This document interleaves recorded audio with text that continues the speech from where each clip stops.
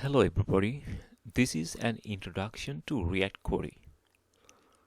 So in this post I'm going to talk to you about React Query. So let's get started first. So what is a React Query? React Query is a library for managing remote data in React apps. That means you can manage the remote REST API endpoint or database. So this is basically a server management tool, server state management tool. So in my post, I basically talking about data fetching, mutation, the data that is changing or adding or deleting data, and also I'm going to talk about caching and query invalidation.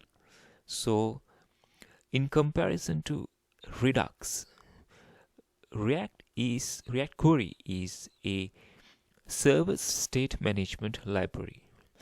If you can remember, Redux is, if you know, the Redux is for client state management, but React Query is for server state management. So when you want to install React Query in your React apps, so you can use npm i tanstack/React Query. Recently, I think they changed with the latest version as Tanstack. So if you Google Tanstack or React Query, you will come to the same documentation. Now, if you use Create React App or Vite.js, you can go to index.jsx or main.jsx, and you need to call this query provider and query client from React Query, and then you need to create query client, and you need to wrap your app with query client provider. So that's how you set up. You need to use the query client prop here. So that's all you need to do to set up React Query. Now we will talk about 4 basic concepts in React Query. So when you start working with React Query, I think you need to understand 4 things. One is queries, second is mutations, third is query caching, and the last one is query invalidation. So my post is basically focused on these 4 things, and I think these 4 things are very important when you get started with React Query. So queries are basically requests from the data source, from the remote data source, such as an API endpoint or database, to get data. So React Query use query hook to for this kind of request.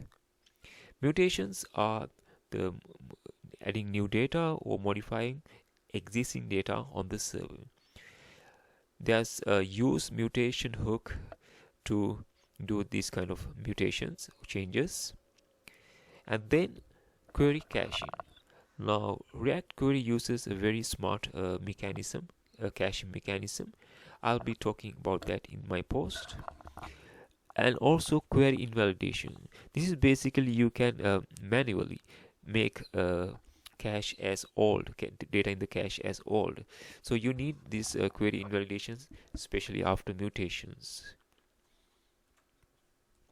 So now let's take a quick look at use query hook. As you can see, this is part of the program that I provided for you. So use query has 2 required options, that is query client, query key, and query function. You need to use these names as the properties of this object. There's an object inside the use query. So query key is, this is the query key, this is the unique key and you need to use array notation. And query function is the get products. So I have defined the get products function here. This function fetch data from the API, and so you use this callback function inside the use query as the query function. and these are two required options. And there are other options that you can specify based on your needs. You can check that in the official documentation. So you can go to the API reference and then use queries, and you can see here in the official documentation, use queries, use query hook. So these are you can see there are many options. These are the options, and you can reference all these things. And also these are called the returns. I'm also talking about what use query is returning in my post. You can go through that. So you can look into these things in the official documentation. Don't get overwhelmed with all the information. Try to use some of them so that you won't become too confused with too much information. And now basically that's all about use query hook, and I'll be talking about this when I'm talking about caching later. Now use mutation hook is to change data or to add new data or to delete data from the server. So use mutation hook uses one required option, that is mutation fn. So this is the function from here to here. Everything is the function here, sorry. So that is, you can define this part function outside of the use mutation hook and call here. So this callback function basically it's going to add new data in the server. And also I have used these three options here. So on mutate, that means what it will display a message when it's changing or adding the new data, and after it will display this message, and if there's any error it will display this message. So you can customize your use mutation hook as required, but you must have mutation fn option. So as I mentioned before, React Query caching mechanism it's a very smart caching mechanism. So React Query cache is an in-memory cache. That means it is in the RAM or the memory. So if you refresh the browser, it will the data in the cache will get erased. So I am talking about two important options that use query hook to determine what is in the cache and how long it's in the cache. That is stale time and the cache time. So the stale time determines the time it takes query results to be considered stale or old. So let's say if you specify stale time as 5 seconds, React Query will keep that data in the cache for 5 seconds. After 5 seconds, that data is considered old or stale. So this time is specified in the stale time. Now cache time is how long you going to keep that data in the cache. So you can specify, let's say 5 minutes or 10 minutes. So it will remain in the cache for that period, and then it will be in the garbage collected. So this is how you specify stale time and cache time. So these are optional options. So optional properties, let's say. So when you actually call use query function, there's a default value for these properties. For stale time, the default value is 0 seconds, and the cache time, I guess it's 5 minutes. So it's specified in milliseconds. So you can see all these things in the API documentation. It is talking about stale time and the cache time. You can refer on those things. For example,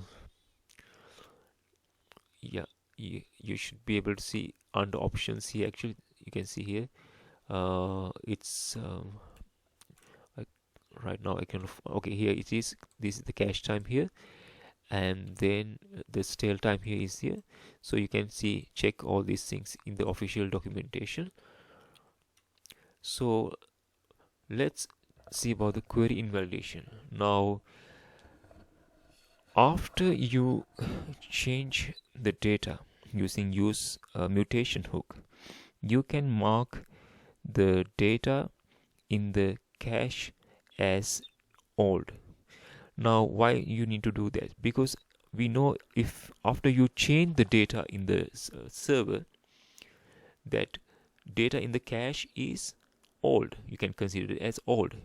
Imagine you put the stale time as 10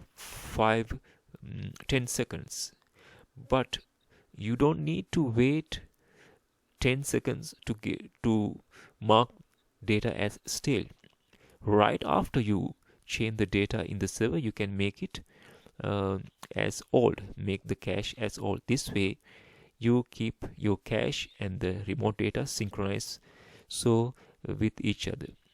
So that's why you need to make query invalidations right after you make a use mutation hook. So you can use query client to make invalid queries.